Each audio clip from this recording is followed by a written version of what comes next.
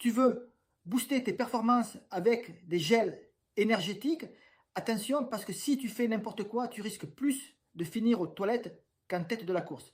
Dans cette vidéo, on va voir ensemble les erreurs les plus courantes avec les gels énergétiques et comment les éviter pour optimiser ton énergie.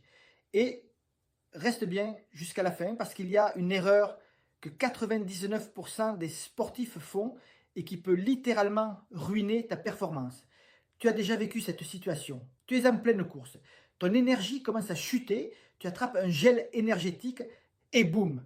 Quelques minutes plus tard, tu as le ventre qui fait des loopings, tes jambes deviennent du plomb et tu regrettes amèrement de ne pas avoir lu les petites lignes sur le paquet. Oui, parce que les gels énergétiques, c'est pas juste un petit coup de boost magique.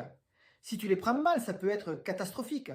Alors aujourd'hui, je vais te dévoiler les 5 erreurs les plus courantes que font les sportifs avec les gels énergétiques et bien sûr comment les éviter.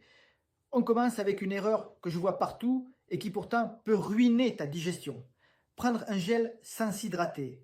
Un gel énergétique, c'est ultra concentré en glucides.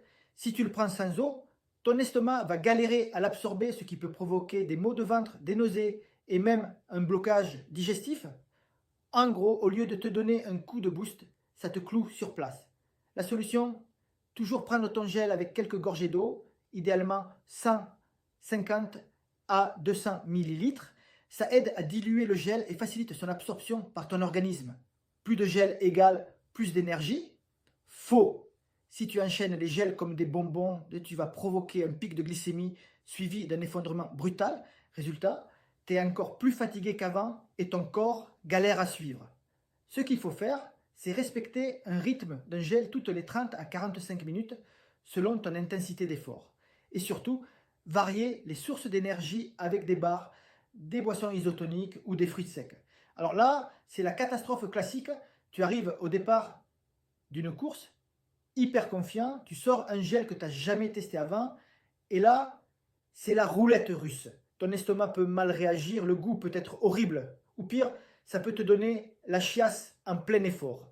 La règle d'or, toujours tester tes gels à l'entraînement et même en situation réelle sur des sorties longues, comme ça, pas de mauvaise surprise le jour J, ton corps te parle, mais est-ce que tu l'écoutes? Certains sportifs attendent d'être complètement cramés pour prendre un gel, sauf qu'à ce stade, c'est déjà trop tard. Une fois que tes réserves sont vidées, ton corps a du mal à assimiler l'énergie et tu risques de te traîner jusqu'à la ligne d'arrivée. Ce qu'il faut faire, c'est anticiper. Prends ton premier gel avant même de ressentir la fatigue.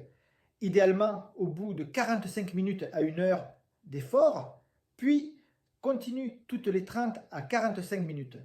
Tu prends le même gel pour un marathon, un trail en montagne et une sortie vélo tranquille?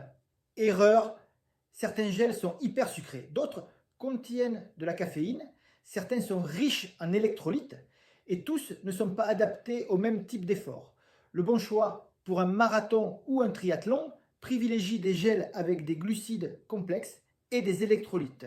Pour un trail ou un effort long, opte pour des gels plus naturels avec un mix glucides et protéines.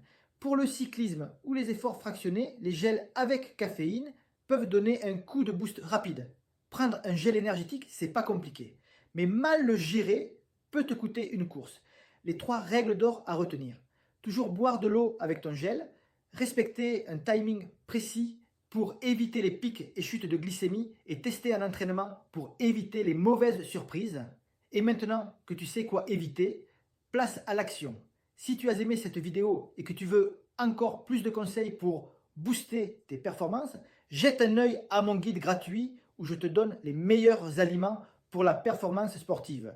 Et surtout, n'oublie pas, like la vidéo si elle t'a aidé, abonne-toi à la chaîne pour ne rien manquer, active la cloche pour être prévenu des prochaines vidéos et dis-moi en commentaire.